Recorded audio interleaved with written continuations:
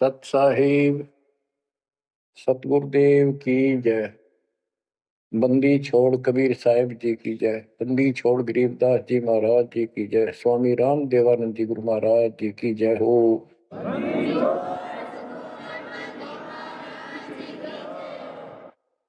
सर्व संतों की जय, सर्व भक्तों की जय, धर्मी पुरुषों की जय। श्री काशी धाम की जय, श्री सुडानी धाम की जय, श्री क्रोथा धाम की जय, श्री बरवाड़ा धाम की जय। सत साहिब परमपिता परमात्मा कबीर परमेश्वर जी की असीम श्रद्धा से बच्चों आपको अमर कथा सच्चा ज्ञान सुनने को मिल रहा है। आपकी किस्मत परमात्मा ने अलग लेखनी से लिखी है, अलग आपका अकाउंट है जिस पर काल का कोई अधिकार नहीं है। बच्चों, परमात्मा का एक एक शब्द अपने को सत्य मानना होता है। या तो भक्ति पर लगो मत, भोगो कष्ट। भक्ति पर लग के भी और भक्ति मार्ग में अविश्वास होता है तो वो प्राणी सफल नहीं होता। जैसे दास को पहले शुरुआत में परमात्मा की चाह खूब थी और ये सुना करते थे द्रौपदी का चीर मिट गया, नरसिंह दास भगत की कुंडली भगवान ने ली। तो इस तरह की बातें आत्मा मानती थी, भगवान कुछ भी कर सकता है।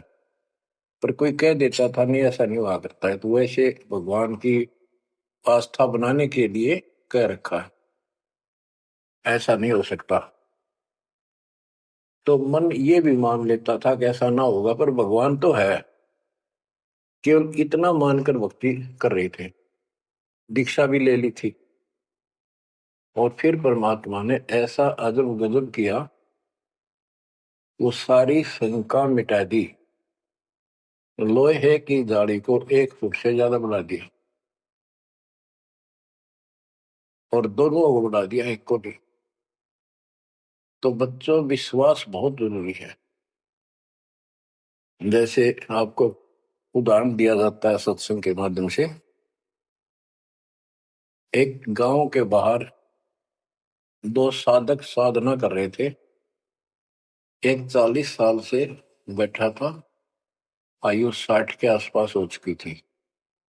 दूसरा 4 वर्ष से साधना करने लगा था, वो भी घर त्याग कर बाहर आश्रम बना रखा था। तो बच्चों, वैसे तो साधना दोनों की ही शास्त्र विरुद्ध थी।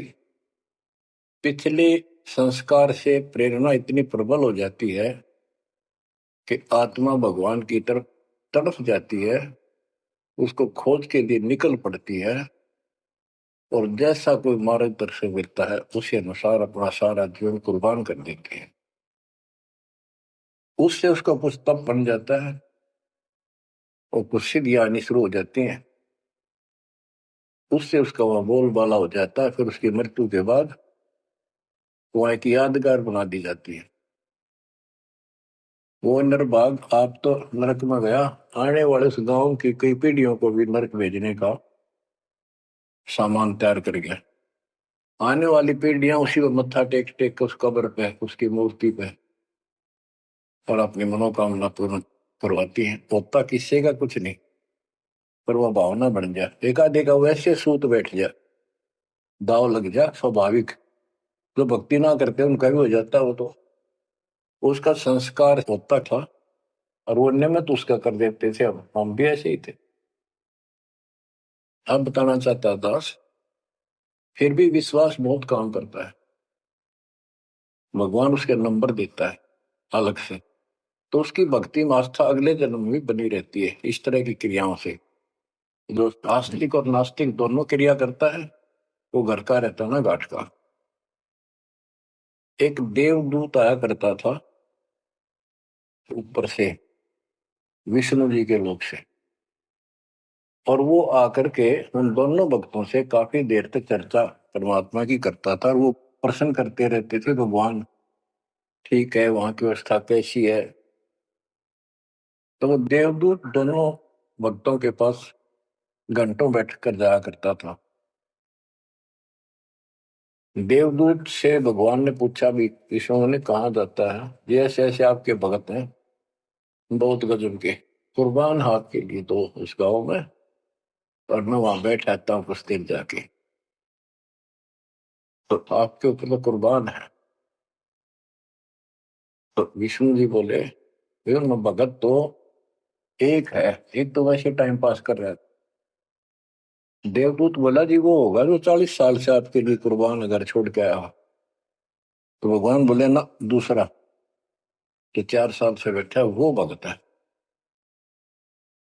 उसको मुझ पर विश्वास है और बड़े को विश्वास नहीं है। ये बात उस देवदूत का गले नहीं उतरा, ये तो हो ही नहीं सकता। तो भगवान ने समझ लिया कि देवदूत को विश्वास नहीं मेरी बात पे। तो विष्णु जी बोले, भाई एक काम करना देवदूत, आज तू लेट जाना समय से, दोस्त जिस समय जाता है, और फिर वो पूछेंगे कारण लेट होने का, उनको फिर ऐसे बताना कि आज भगवान ने समय दे रखा था कि दोपहर को सुई के नक्के में के सुराख में हाथी निकाल लेगा भगवान, और कहना कि मैं उसको देखने के लिए रुक गया, और भगवान ने हाथी उस सुई के नक्के में के निकाल दिया। वो इसी तरह किया, देवदूत पहले उसके पास गया, बड़े के पास, क्योंकि उसको भरम था। तो विष्णु जी ने कहा था फिर ये देखना वो कौन क्या प्रक्रिया करता है, तुझे स्वयं फैसला हो जाएगा भगत कौन है। देवदूत उस बड़े के पास गया, उसने भी ये जाते कारण पूछा कि क्या बात, देवता से लेट हो गए, आपकी बहुत इंतजार थी, और आपके साथ बैठकर भगवान की चर्चा करते थे, अच्छा समय व्यतीत होता था, क्या बात होगी, क्या कारण हो गया, लेट हो गया बस। देवदूत ने वही बताया कि आज दोपहर को भगवान ने एक लीला करनी थी, वो देख कर आया। तो भगत बोला, क्या लीला की, कि कमाल कर दिया भाई, हद कर दी। भगवान ने एक हाथी को सुई के नक्के में निकाल दिया, इसको देख कर आया मैंने, इसको देखने के लिए रुका था। भगत बोला, 40 साल वाला देवदूत देवता इसी झूठ बोल, किसी का जत जा, ये कभी हो सकता है, सुई के नक्के में का हाथी निकल जा, क्यों झूठ बोल रहा है, देवता होकर ऐसी बात कर रहा था। तो उसे देवदूत के होश उठ गए और उसके सारे अनुभव फेल हो गया। तो भगवान ठीक है कहते तो कति डांगर है, जब इसको इतना विश्वास नहीं, भगवान कुछ नहीं कर सकता, तेरे जैसा घसियारा है, फिर भक्ति क्यों कर रहा है। देवदूत उठ कर चल पड़ा, फिर वो 4 साल वाले के पास गया, उसने सोचा यूं तो हमारा धमका दे मेरे को, गुस्से होएगा, इसको तो ज्ञान ही कुछ नहीं होगा अभी तक। तो उस 4 साल वाले ने भी, भगत ने पूछा, देवदूत तभी लेट हो गए, आपके आने की बड़ी इंतजार रहती थी, आज तो सोच लिया था शायद नहीं आएंगे, क्या काम हो गया ऐसा कोई, हमें भी बताओ। देवदूत बोला, भाई ये बताऊं, झूठ मैं कह नहीं सकता, और सच्ची किसी का गला उतरती नहीं। भगत बोला, बताओ तो सही क्या बात है। क्या दोपहर को भगवान ने एक लीला करनी थी, मैं उसको देखने के लिए रुक गया। क्या लीला थी। देवदूत बोला, सुई के नक्के में गए, भगवान ने हाथी निकालना था। भगत बोला, फिर क्या हो गया, क्यों निकाल दिया, कमाल कर दिया। बोला, बस भगवान निकाल दे, सारी पृथ्वी ने, धरती ने सुई के नक्के में गए, आप हाथी में आश्चर्य कर रहे हो। तो देवदूत ने सीने से लगा दिया उस बालक को। मैं बोला धन्य तेरे माता पिता जिससे जन्म हुआ है। भक्ति कर विश्वास नहीं तो खाक भक्ति है वो। कह कबीर सुनो विषा दो मैं तो हूं विश्वास में। तो अपने परमात्मा की लीला पर अविश्वास नहीं होना चाहिए। और ये धीरे धीरे आपके साथ भी परमात्मा ऐसी लीला करते रहेंगे और कर भी दी होगी। और ना भी हो तो इतने सारे प्रमाण दिए जाते हैं, विश्वास कर लेना। परमात्मा की भक्ति से दूर ना होना। अब बच्चों, आपको अजब गजब का ज्ञान दास बता रहा है जो संत गरीबदास जी को परमात्मा से प्राप्त हुआ। और ऐसा निर्णायक ज्ञान है, इसका रिजल्ट इस पूरी कथा का फिर बाद में आपको बहुत अच्छा निष्कर्ष मिलेगा। पार्वती जी शिव की पत्नी और 108 बार मर चुकी थी। 109वें जन्म में भी उसने शिव जी को ही पति बनाया। ये संस्कार था उनका। नारद मुनि ने एक दिन आके पार्वती जी को समझाया कि हे माता, भगवान शंकर जी के पास एक ऐसा मंत्र है जो आपको बता देना, उस नाम के जाप से आप अमर हो जाओगे, अन्यथा आप 108 बार मर चुके हो। और वो भगवान उसके प्रमाण के लिए आपके शरों की खोपड़ी की माला बना रखी है। 108 है गिन दिए। पार्वती जी बोली भाई नारद बिल्कुल सही है, 108 है। मैं पूछती हूँ ये किसके क्या है, तो वो टाल मटोल कर जाते हैं। तो हे माता, आपका जन्म मरण मिट जाएगा। तो वो बोली भाई ये मेरे बात समझ में नहीं आती कि शिव महाराज जी मेरे से कुछ नहीं छुपाते, और इसने ये कैसे छुपा रखा मंत्र मेरे से बहुत प्यार करते हैं। और बताते हैं तेरी मृत्यु के बाद मैं बहुत रोता था।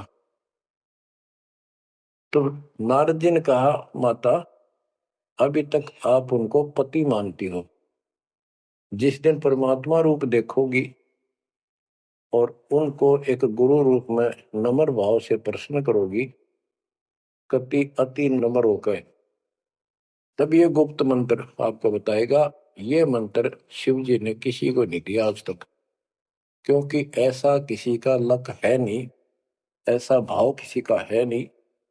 तो आपको वो भाव बनाना पड़ेगा जिससे वो आपको अमर मंत्र दे दे। नारद कह के चला गया। पार्वती को बेचैनी होगी माता जी को।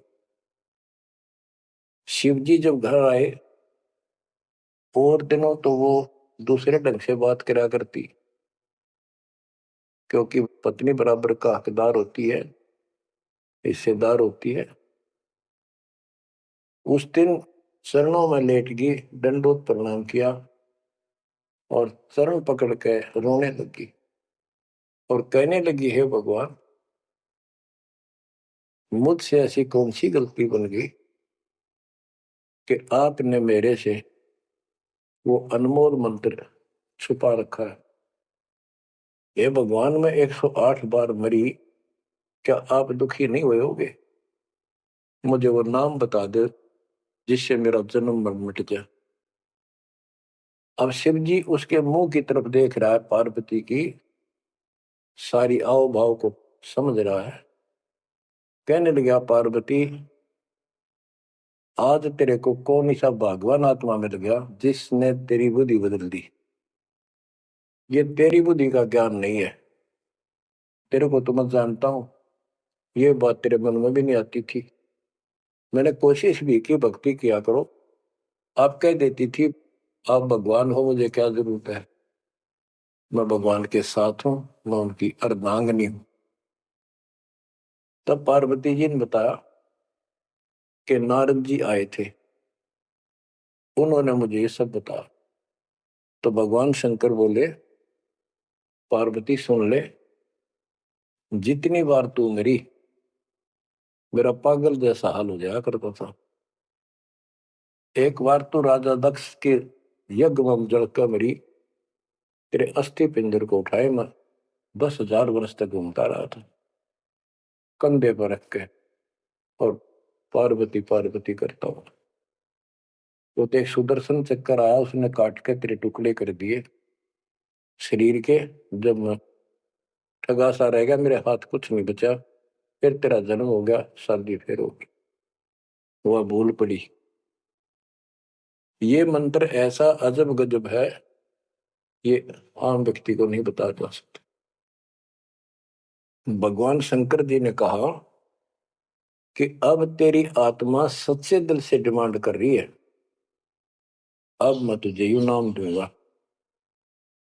गरीबदास जी बताते हैं कि जैसे सीप एक जानवर होता है, शंखला सा जैसे एक शंख होते हैं, इस टाइप के मजबूत शरीर का, और उसको सीप बोलते, सीप। वह सीप जो है, गर्मी हो जाती है जब उसको अंदर पानी की डिमांड होती है, मोती बनाने के लिए उसमें प्रेरणा होती है, जैसे पशु में गर्भ धारने की होती है। उस समय सीप समुद्र के ऊपर आ जाती है, ऊपर बादल गरज रहे होते हैं, यदि उसका मुंह खुला हो और बारिश की एक बूंद भी उसके मुख में चली जा, तो उससे मोती बनना शुरू हो जाता है। उस बूंद को लेकर सीप वापस समुद्र में गोता लगा जाती है, उसमें मोती बन जाता है। और यदि सीप का वो मुंह बंद हो तो सारा सामान बरस जाए उसके ऊपर, मोती नहीं बने। तो पार्वती को समझाया कि अब तेरी सीप आत्मा का मुंह खुल चुका है, अब मैं यू नाम दूंगा, असर करेगा। और पहले तेरी सीप आत्मा का मुंह बंद था, इसलिए ये उन्मोद मंत्र ऐसे व्यर्थ नहीं कर सकता था। फिर कहा कि चलो, सुबह सुबह एकांत स्थान पर पहुंच गए। वहां एक सूखा वृक्ष था, पत्ते भी नहीं थे, उसके नीचे बैठ गए। और बच्चों वहां पर दोनों हाथों की ताली बजाई, तो आसपास के पक्षी उड़कर भाज गए, इतना शोर हुआ। और जो अंडे थे वो बच्चे बढ़कर उड़ गए। उसी वृक्ष की खोगड़ में एक खोखले स्थान पर तोते के अंडे थे। वो जो अंडे थे, वो स्वस्थ अंडे, तो बच्चे बढ़कर उड़ गए। और एक अंडा अस्वस्थ था, कति खराब हो गया था, गंदा हो गया था, वो वहीं रह गया। भगवान शंकर को पता नहीं था कि इसमें कोई तोते के बच्चे भी हैं, अंडे भी हैं। उनको मालूम था कि अंडे भी होंगे तो बच्चे बनकर जा चुके होंगे।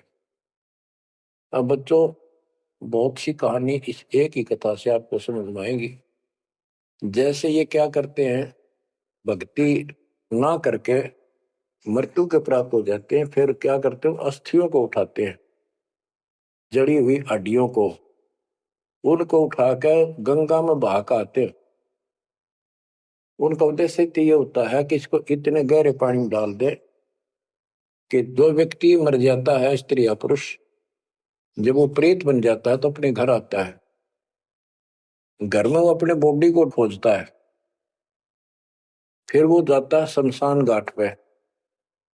उसको एहसास होता है कि ये ताजा ताजा जो फूके गए हैं, ये तेरी हड्डी है। उन हड्डियों को अपनी मान कर उनके चिपक जाता है भूत। और फिर कभी घर और कभी उन हड्डियों के पास वहां चक्कर काटता रहता है और परिवार वालों को तंग करता है। तो इसीलिए उसको उन हड्डियों समेत उठाकर उसने इसी जगह डालते हैं, उसको भेदना नहीं लगता, और वो भटक भटक के चला जाता है। तो बच्चों, अब हमने न तो ये क्रिया करनी, क्योंकि हम भूत बनाए को नहीं, हमारी सच्ची भक्ति है, और उससे कोई समाधान नहीं हो जाता।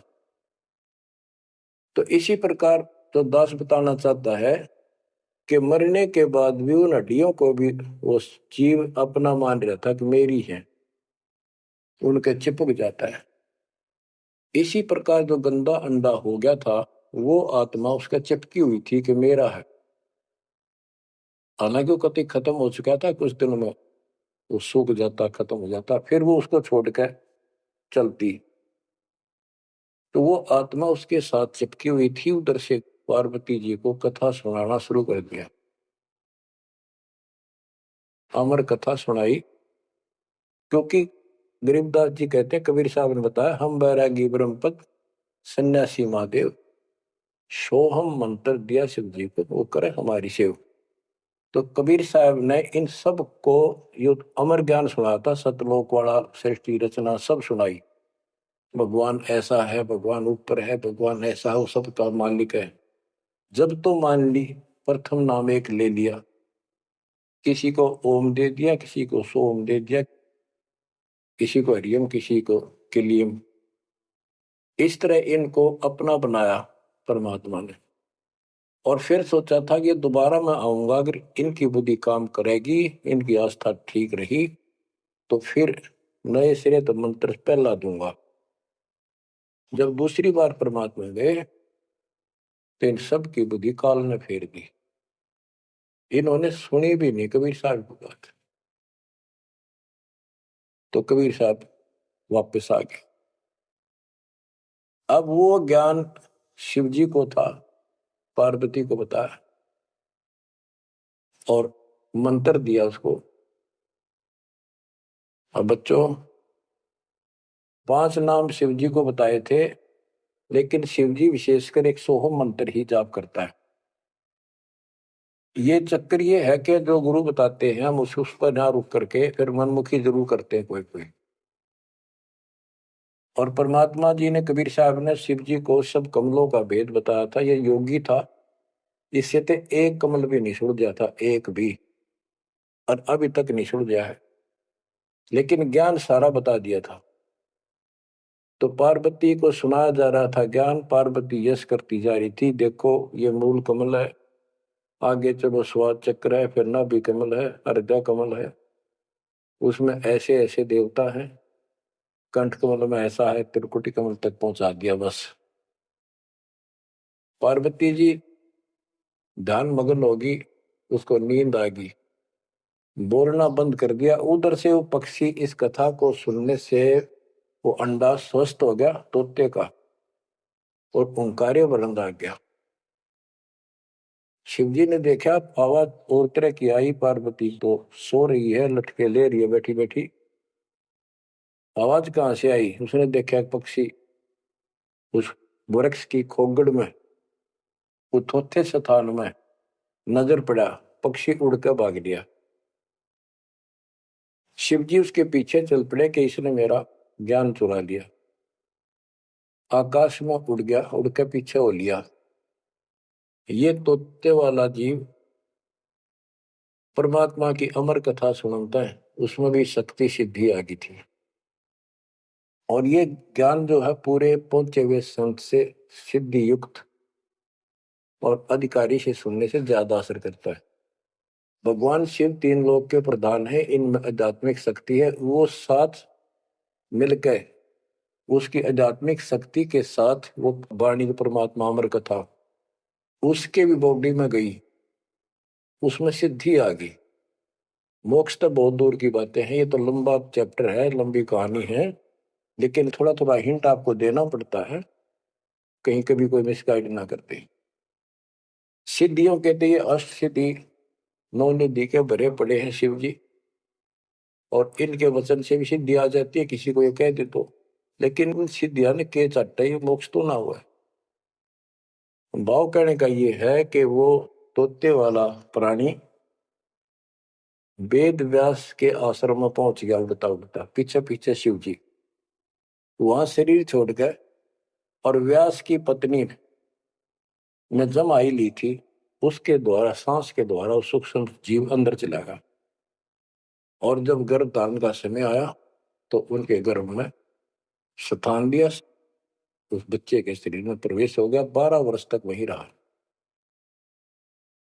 आगे कथा इसमें आगे आएगी, वो बताऊंगा। अब ये वाणी सुनाऊंगा जो आसानी से आपका समझ में आएगी।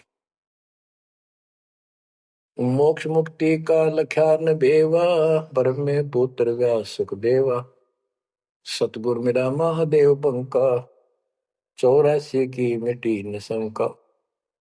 के महादेव जैसे भी उनको मिले फिर भी 84 लाख योनियों का चक्कर उसका मिटा नहीं। 78 जन्म गौरी भरमाई, शिव को रुनमाला गले लाई। अर्ध शरीरी देवी गौरा, जिनका थीर बयानी मोरा।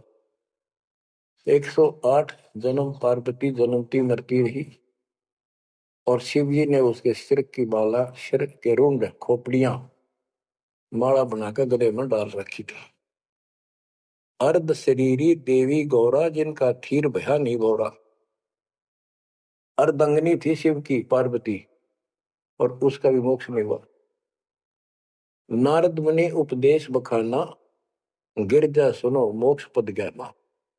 सुन हे देवी गौरा माई, 68 तीर्थ पर भी नाई। पिंड प्रदान किए का बारा, खुला नहीं मुक्ति का द्वारा। जब पिंड प्रदान कहते हैं ना, पिंड प्रदान करने से भूत जुनी जहां छूटे थे, पिंड प्रदान करंत गरीबदास जिंदा के नहीं मिला भगवंत।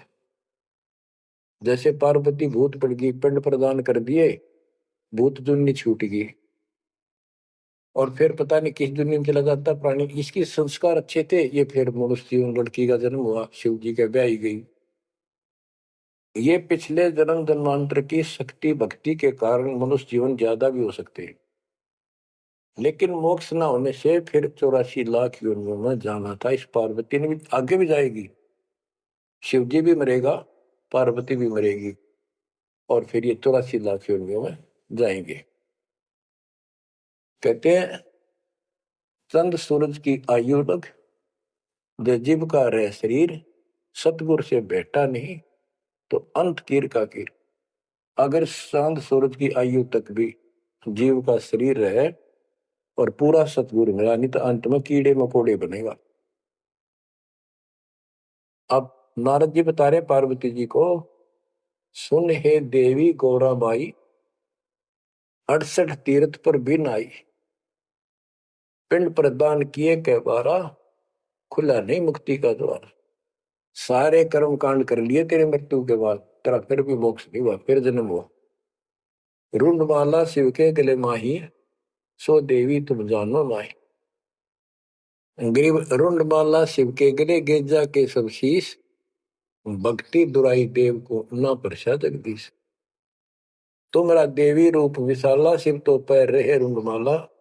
भौतक पर लहो हो जाई, लंबी उम्र शिव कलिमाई। दीर्घायु शिव है अनुरागी, तुम देवी गौरी दिल त्यागी। मूल मंत्र ने नाम सुनाया, ताते कल्प हुए तेरी काया। महादेव देवनपति देवा, जाकी करी न गौरी सेवा। कर बंधन कर शीश नवाओ, तन मन अर्पो शीश चढ़ाओ। शिव है मोक्ष मुक्ति के दाता, तो से भेद कहूं गौरी माता। चरण गहो चिंतामणि केरा, ताते प्राण अभय हो तेरा। कमल रूप देवी दिल की न, नारद मुनि उपदेशी चीन्या। जब आए शिव मंदिर अवधूता, देवी चरण लिए सतरूपा। अब कहते नारद के कहने से पार्वती जी ने, गौरी देवी ने कति पाक साफ दिल कर लिया, कमल की तरह।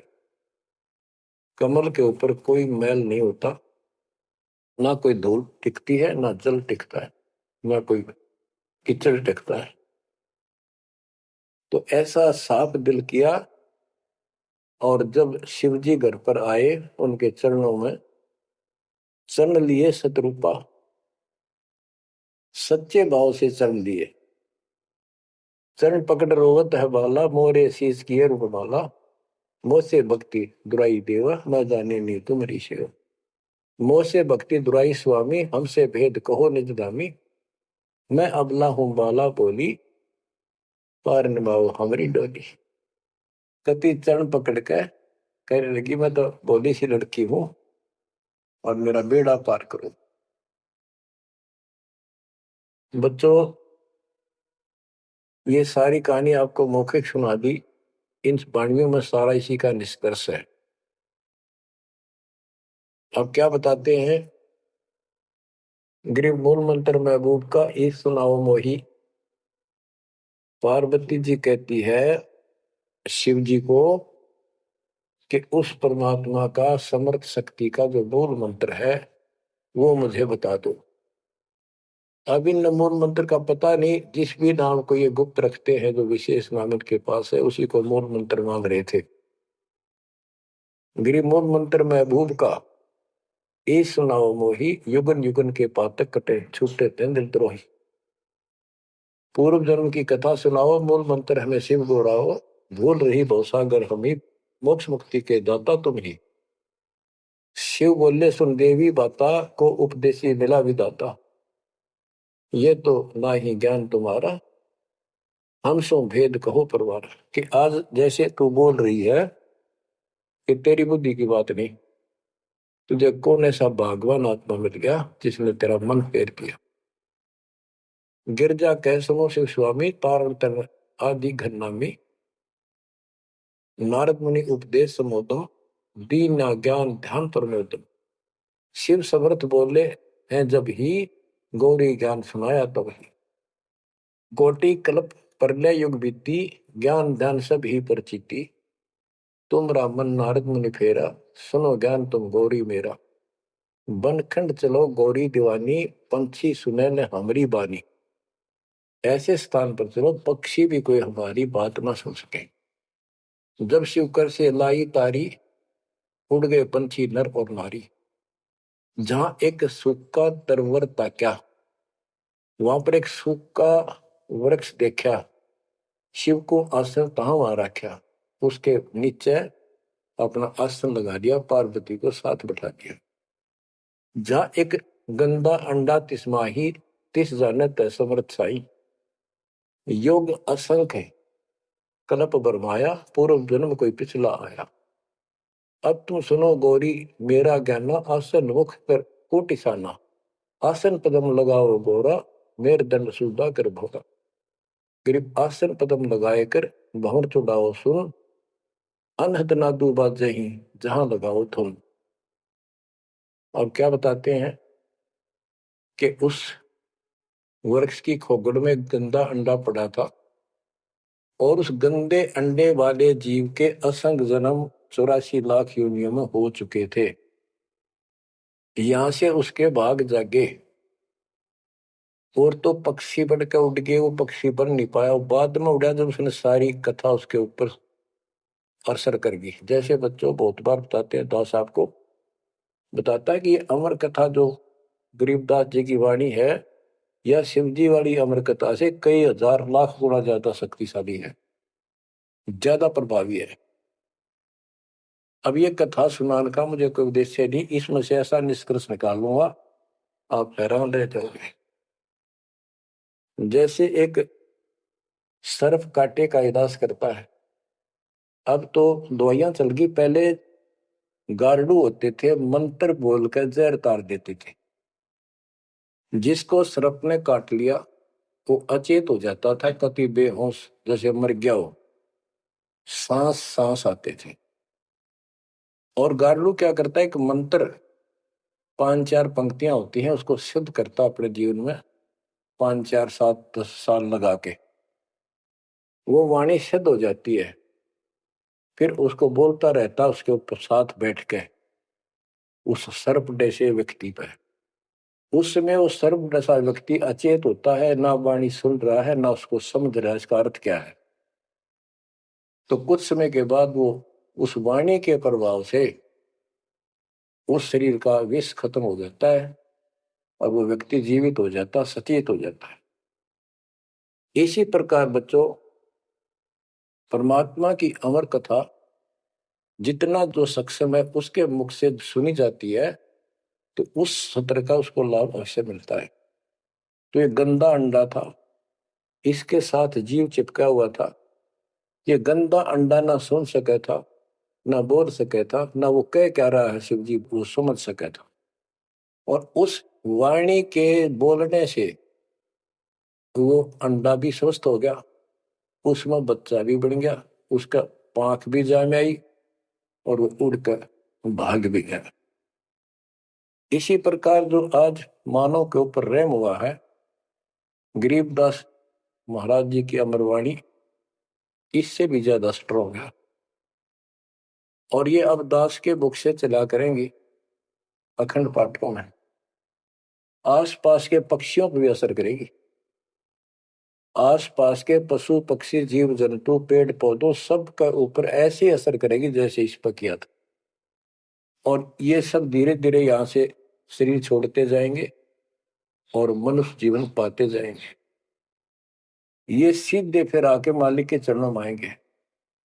बच्चों भक्ति जरूर करेंगे, भक्ति करेंगे तो मालिक कहीं ना कहीं उनको मिलेगा। अब मैं सुखदेव ऋषि की सुनाता हूं, पार्वती का तो दिया। अब एक बात विचार करो कि जहां पार्वती जी को मंत्र मिला, अमर मंत्र मिला, वो नाम मिला भक्ति करने का, यानी वो शिक्षा भई, तो वो स्थान पार्वती के लिए तो अमरनाथ हो सका है। ये जो वहां आजकल जावे हैं मत्था टेकन देखन दर्शन कर, उनके लिए अमरनाथ नहीं है वो। अब जैसे आपने जिस भी आश्रम नाम दान केंद्र पे या कहीं भी दास से दीक्षा ली है, आपका वो स्थान अमरनाथ है। लेकिन उस स्थान से कुछ नहीं लेना देना, मोक्ष नाम से होगा। उस स्थान से मोक्ष नहीं है, वो स्थान तो आपको जिंदगी भर याद रहेगा, मुझे वहां दीक्षा मिली थी, बस इतनी बात है। और ये अमर ज्ञान मुझे प्राप्त हुआ था। लेकिन मुक्ति नाम से होगी। और जो बोले आत्मा इतने ऊंचे पहाड़ों पर जाते हैं दर्शन करके आवांगे। अब विचार करो, जैसे दास ने बहुत बार समझाया आपको, ये तीर्थ क्या होते हैं, ये धाम क्या है। जैसे पार्वती को वहां नाम लिया, नाम लेकर अपने घर ना आएगी, अब भक्ति करिए, वहां क्या रखा है।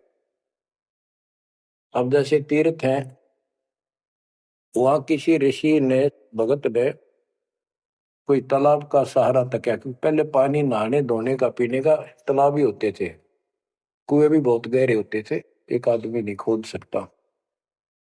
तो वहां बैठ कर अपनी भक्ति करता था, जैसे भी उसे न डले डोए, क्योंकि सत साधना तो आपको ही मिली है पूरे विश्व को। तो वो जैसे भी तप किया, कुछ किया उसने, जैसा भक्ति की, उस आधार से वो उस लोक में चला गया। और अब वहां कुछ नहीं। अब जैसे हम किसी का एक हमाम दस्ता ले आते थे और उसमें सामग्री कूटते हवन की और वापस दे देते मांझ धो के। हमाम दस्ता होता है लोहे का उखड़ सा, एक 1.5 फुट का उसका मुसड़ सा होता लोहे का ही, उससे वो कूटते हैं जैसे चटनी कूटे आ रहे कुंडी में।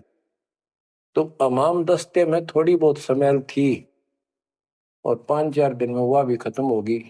जिसका मांग के लाए तो उसको दे आए, तो उन घर वालों को महसूस हुआ कि इसमें कुछ स्मेल आवा है, तो कोई सामग्री कूट रखी है।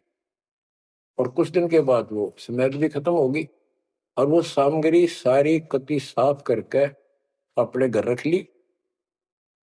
अब उस स्मेल को सूंघ बार बार को, हो कमाल हो गया, बड़ी स्मेल आई, फिर वह खत्म होगी, चलो स्मेल लेके आते हैं। उस स्मेल से कुछ नहीं होने का, उस सामग्री से गूगल खेओ, वह बनानी पड़ेगी। इसी प्रकार मोक्ष प्राप्ति के लिए यह साधना करनी पड़ेगी। तो वहां जाने से कोई लाभ नहीं जहां पर कभी कोई ऋषि ने कोई साधना की थी, वो तीर्थ बने हुए हैं। तो काल ने परमात्मा से कहा था, जो मालिक आए थे जोग जीत रूप में, अपने बच्चे ज्ञानी के रूप में, जोग जीत रूप में, सहज दास रूप में, कई रूप में आते रहते हैं। तब काल ने सारी वचनबद्ध करा के मालिक को, और फिर अपनी वह दुष्टता दिखाई थी। क्यों कहा था, वैसे जाओ जोग जीत संसारा, जीव न माने कहा तुम्हारा। जीव तुम्हारा कहा न माने, हमरी और वो बात बखाने, तीर्थ व्रत और झूठे जब तब मन लाओ, देवी देव देवर पुजवाऊं, या जीव को बरमाओ। द्वादश पंथ करूं मैं साजा, नाम तुम्हारा ले करूं आवाजा, द्वादश पंथ जो नाम जो ले सो मेरे मुख में आन समोई, और अनेक पंथ चलाऊं या विद जीवों को वर्गाऊं। तो आज वो सारा काम इसने कर रखा है। अब आप किसी को समझा के देख लो, आपके सर हो जाते हैं। तुम हमारे देवताओं को ऐसे बताते हो, हमारी साधना को गलत बताते हो, तीर्थों में जाना ठीक नहीं, व्रत रखना ठीक नहीं। तो काल ने बोल रखा था कि हमारी ओर हो बाद में खाने, हमारी ओर हमारा पक्ष लेकर के वाद विवाद किया करेंगे। अब बच्चों, जो दास बता रहा है कि सुखदेव व्यास जी की पत्नी के पेट में समा गया, गर्भ में। उसके बाद 12 वर्ष तक गर्भ में रहा। वहां उसको याद रहा कि पिछले जन्म तो असंख्य खो दिए, भक्ति नहीं बड़ी। अब के मानव शरीर प्राप्त हुआ और बाहर जाते भूल पड़ जाती है तो जुल्म हो जाता है। इस डर के मारे गर्भ से बाहर गया। 12 वर्ष बीत गए। ब्रह्मा विष्णु महेश को टेंशन हुई, ये तीनों आ गए। इन्होंने कहा कि सुखदेव बाहर आओ। 12 वर्ष तक गर्भ में ठीक नहीं, हमारी मर्यादा खत्म होती है। 9 महीने भी माताएं गर्भ में बच्चा रखती है, बहुत परेशान हो जाती है, और 12-12 वर्ष रक्षा करेंगी, ये गलत परंपरा डलती है, आप ऐसा ना करो, बाहर आओ। तो सुखदेव ऋषि ने कहा कि भगवानों, अब मुझे ज्ञान हो गया, बाहर आती आपकी माया, यह त्रिगुणमयी माया हमें अचेत कर देती है, सब बुला देती है, इस माया न रोक दे, फिर मैं बाहर आऊं। इन्होंने कहा भाई ज्यादा हम भी नहीं रोक सकते, ये हमारे से भी बहुत ज्यादा प्रबल है, हमारे बस की बात नहीं है, बस कुछ सेकंड के लिए रोक सकते हैं। तब उसने कहा जी कुछ सेकंड के लिए रोक दो। तो कुछ क्षण के लिए रोकी, इतना में सुखदेव बाहर आया। तो उसको भक्ति की प्रेरणा बनी रही, भगवान की याद रही। उसी समय 9 नाथ 84 सिद्ध, यानी 93 बच्चे और लड़के पैदा हुए। ऐसा इत्तेफाक था, संस्कार था उनका। उनको भी ये बातें याद रही, उनमें से 9 तो नाथ बन गए और 84 सिद्ध कहलाए। उन्होंने भक्ति की प्रेरणा बन गई, बचपन से ही मालिक की याद बनी रही। लेकिन सच्चा सतगुरु ना मिलने से ये भी डले डोए। अब बच्चों, ज्ञान पूरा आ चुका है और वो ठीक का समय आ गया है। गुरु पूरा, ज्ञान पूरा, भगवान पूरा। तो अब जो ये वाणी चले हैं और दास के मुख से चला करेंगी, ये तत्युद मस्तार देंगी। काल के पता नहीं कितने जुगाड़ को तोड़ेंगी, कितने जीवों का उद्धार बनेगा। मनुष्य का तो कहना ही क्या, डांगर डोर पशु पक्षी कीड़े मकोड़ों को भी सहारा मिलेगा। ये इन्हीं पुराणों से कथा है और ये आपके सामने सच्चाई किस तरह है। अब तो सुखदेव ऋषि जब बाहर आया, उड़ कर चल पड़ा वहां से। पिता ने कहा बेटा, व्यास जी ने कहा पुत्र, एक बार शकल तो दिखा दे।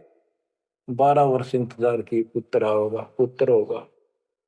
तब उसने कहा एक लेवाद एक देवाद उत्तम, कोई किसी का पिता नहीं पूतम। पिताजी पता नहीं कितनी बार तू मेरा पिता बन लिया, पता ना कितनी बार मैं तेरा पिता बन लिया। अब मुझे समझ में आ गई है, मैं आपकी तरफ देखूं नहीं, मेरा मोह बन जाएगा। ये छूत की बीमारी है, ये मोह। ये विस्तार से फिर कभी बताएंगे। और ये हम आप लावा जान के, लेकिन ये उसकी गलती थी। ज्ञान ना होने से इसने इतना ही समझ थी तो वो उस समय गलती कर गया। चलो जो भी इसकी सोच थी, उस आधार से ये वहां से चल पड़ा। पिता पीछे पीछे मोह में दूर तक गया, वहां से आकाश में उड़ गया, अंतर्ध्यान हो गया। आगे जाके फिर प्रगट हो गया। अपने और नाल जो बच्चे की नाभि से, माँ की नाभि से चिपकी होती है, वह गेल बाहर आकर टूट गई, टूट कर बाहर आ गई। वो बाद में काटा करते हुए बिना कटवाई कंधे पर घेर कर उठ गया, आगे काटूंगा। अब आकाश में उड़न की सिद्धि उसमें उस मंत्र से आ गई, वो अमर कथा से। अमर कथा में शिव जी ने पूर्ण परमात्मा की महिमा बताई, जो कबीर साहब ने उसको सुना रखी थी। इसमें काफी प्रकरण है, अब इतना समय नहीं जो मैं वो शायरी बताऊंगा आपको। कभी परमात्मा ने दया की तो फिर उनको विस्तार से समझाया करेंगे। तो कहने का भाव ये है कि सुखदेव ऋषि को अभिमान हो गया कि मैं बहुत बड़ा सिद्ध पुरुष हूं, आकाश में उड़ जाता हूं। तो बच्चों स्वर्ग में जाने लग गया, और स्वर्ग के देवता ऋषि महर्षि सब उसको उसकी जो है ना पूरी वो करे, सम्मान करें, उसकी आरती तारे कि बड़ा धन भाग है तेरे, बड़ी सिद्धि प्राप्त कर लिए। इन इतना पता सिद्धि आएगा, और जन्म से ही छोटी उम्र में आपको इतना कुछ प्राप्त हो गया, आप तो बड़े पहुंचे हुए हो। तो सब उसकी खूब अच्छी तरह प्यार रखे, महिमा गाँव। एक दिन उसने स्वर्ग में जाने की इच्छा व्यक्त की, विष्णु जी के लोक में। वहां उसको इसलिए नहीं जाने दिया कि उसका गुरु नहीं था। विष्णु जी तक बात गई। विष्णु जी ने पूछा कि हे ऋषि जी, आपने गुरु नहीं बना रखा? अगर नहीं, गुरु की क्या आवश्यकता है महाराज, ये गुरु बना रहे वो नहीं आ पाए और मैं बिना गुरु के आ गया। विष्णु भगवान बोले ठीक है, वो अलग बात है, या वही रह सकता जो पहले गुरु बनाओ। फिर एक बीमारी और अहंकार के मेरे बराबर पृथ्वी पर कोई गुरु नहीं, मैं बाल ब्रह्मचारी, वहां कोई ऐसा संत नहीं, मैं बनाऊं गुरु किसको? विष्णु जी ने कहा कि राजा जनक मेरे परम भक्त है, आप उनसे दीक्षा लो। यूं कह के विष्णु जी से लेके उसको बाहर निकाल दिया पार्षदों ने।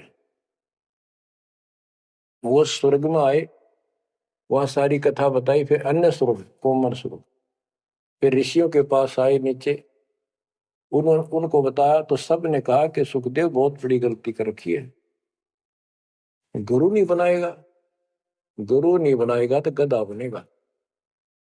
तो पिछले जन्मों में उसको एकदम वो रील सी चल गई कि मैं कभी गधा बना था एक बार, पर अंधा हो गया, स्वामी ने छोड़ दिया, कुमार ने, और मैं भटकता भटकता इन नाले में फंस गया। मेरा पुली बना ली लोगों ने, आन जान लागे, मैंने कहा नहीं, भटक के भूखा होकर तो मरा, प्राण निकले। उस भय से उसको चिंता बनी। फिर अपने पिता के पास वापस आता है। व्यास जी देख के बड़े खुश हुए कि बेटा आ गया। सारी बात पूछी तो सारी अपनी समस्या बताई पिताजी के सामने। पिताजी ऐसे ऐसे बात है, भगवान ने कहा कि राजा जनक को गुरु बनाओ। तो व्यास जी, क्योंकि जितने भी महापुरुष है वो एक सुर में बोलते हैं, उनको इतना ज्ञान तो है, गुरु बिन बात नहीं बनती। उसने विशेष ज्ञान तो सुना नहीं था, वो बैटरी चार्ज होगी, उसने उड़ा उड़ा फिर था, उससे ज्ञान था ही नहीं इसको। तो व्यास जी बोले रे बेटा, मैं तो खुश था, चलो बेटा ना मेरे पास आया, पर यूं चर्चा तो चल रही है व्यास का बेटा इतना पहुंचा हुआ है, अपने गुरु नहीं बना रखे, तो तुम्हें कमाल कर दिया। तो दो कोड़ी का जीव नहीं, कल नहीं ये तेरा प्राण छूट जाएंगे या बैटरी खत्म हो जाएगी और नरक में जाएगा बेटा, गुरु बिन बात पड़ती है। तो आखिर में हार कहने बोला, हे पिताजी, मैं कैसे गुरु बनाऊं राजा जनक को? राजा जनक गृहस्थी भाई, ओए होए, और कैसे शीश निभाऊं जाए। जनक विदेही राजा भाई, कैसे शीश निभाऊं जाई। ओहो। सुखदेव बोले ज्ञान विवेक का, हमने स्त्री का मुख नहीं देखे। तो उसके पिताजी बोले जो भगवान ने कह दिया, और तू अब भी अगरम बगरम कर रहा है, एक अन्य का जीव नहीं, तेने ज्ञान भी क्या आएगा? कहाँ जाएगा फिर तू? वहां तेरे को पढ़ने नहीं देंगे स्वर्ग के अंदर। जो मरता क्या नहीं करता, राजा जनक के द्वारे गया, वहां चरणों में माथा टेका और अपने कल्याण का मार्ग पूछा। बच्चों, इससे बहुत सी जानकारी होगी आपको, अजब गजब ज्ञान होगा। क्योंकि अभी तक दास ने आपको केवल प्रमाण दिखाए, सारे ग्रंथ सुन जाए और एक नंबर का ज्ञान आपके हृदय में जमा दिया कि जो दास कह रहा है वो सारी सच्ची है। अब दास कोड वर्डों में संकेतों में भी ज्ञान समझाएगा तो भी आपकी आत्मा गिल्ला कैच करेगी साथ के साथ। गरीब गोता मारू स्वर्ग में, जा बैठो पाताल, गरीब दास ढूंढता करो अपने हीरे मोती लाल। आप वो हीरे मोती लाल हो बच्चों, आप सामान्य आत्मा नहीं हो। जब परमात्मा आपको कैसे रंग रहा है, रंग में कैसे दूध अमृत पिला रहा है आपको घर बैठे, आपको नहीं पता इसका क्या प्रतिफल होगा। बच्चे को माता पिता दूध पिलाते हैं, बढ़िया भोजन खिलाते हैं, उनको पता है कि इसको कितना इसका लाभ मिलेगा। बच्चे को ज्ञान नहीं होता, वो धक्के तो पिलावे, खेलने लग रहा हो, माँ लाओगी बुला के, आजा भाई आजा बेटी, दूध पियावेगी। बस दूध पीता पीता भी इन्होंने सोचा बच्चा अब छोड़ दे, जल्दी ही टांग ठोकूं बाहर खेल का हो। अब वह दूध पिया के फिर छोड़ देती, जा वे खेल है तू। तो बच्चों, ये अमृत दूध है आपकी आत्मा के लिए। अपना काम करो, संसारी काम करो, फिर तो दिन का जो होमवर्क क्लास वर्क है वो भी करो। तो ज्ञान का जो असर है ये व्यर्थ नहीं जाएगा, आपकी आत्मा को इतनी ताकत दे देगा जिसमें भक्ति बिल्कुल सुदृढ़ हो जाएगी, सुरक्षित रहने लग जाएगी। क्योंकि मन में दोष नहीं रहेगा, कोई गलती बनेगी नहीं, तो सब कुछ सुरक्षित रहेगा। आपके मोक्ष के लिए परमात्मा ने कसर नहीं छोड़ रखी, जो भी संभव व्यवस्था है वो सारी कर दी है। बच्चों, तुम भी दया करियो, रहम करियो उस परम पिता पे, और इस दास की उम्र देखो और दास कहाँ है ये देखो, और यहां से आपके लिए क्या कर दिया उस दाता ने। उस मालिक को देखो ध्यान से, और यहां से आपके लिए क्या कर दिया उस दाता ने। उस मालिक को देखो ध्यान से। आप बालक नहीं हो, आपकी आत्मा में समझ आ जाने चाहिए कि ये क्या हो रहा है। कुर्बान हो जाओ, संसार की भूल जाओ बातों को, जो ज्ञान हम देते हैं उसके ऊपर समर्पित हो जाओ। तन मन धन सब अर्पिए, भक्ति मुक्ति के काज, जिनके उनमें बंदगी के इंद्र का राज। बच्चों, इंद्रिय कर्म न लग लगार, जो भजन करे निर्बुंदरे, गरीब दास जग कीर्ति होगी, जब लग सूरज चंद्रे, जब लग सूरज चंद्रे। बच्चों, आने वाली पीढ़ियां आपको भी याद करा करेंगी, जब तक चांद सूरज रहेंगे आपका नाम रहेगा कि हमारे कौन माता पिता, कौन दादा परदादा दादी इसे अमृत ज्ञान को हमारे कुल में लाए थे। आने वाली पीढ़ियों के उद्धार के लिए तुम जिम्मेवार हो, कुर्बान हो जाओ। परमात्मा आपको मोक्ष दे, सदा सुखी रखे। सत साई।